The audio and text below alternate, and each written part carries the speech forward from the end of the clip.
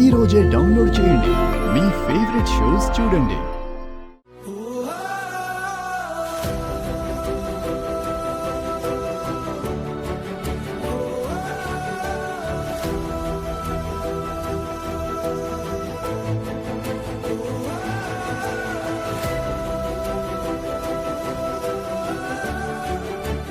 గౌతమ్ గారు, మీరంటే నాకెంతో గౌరవం, ఇష్టం. మిమ్మల్ని నేను మనస్ఫూర్తిగా ఇష్టపడుతున్నాను. ఇన్ని రోజులుగా నేను ఒక అనామకురాలిగా ఇక్కడున్నాను. ఇక నుంచి మీ భార్యగా ఉండాలని ఉంది.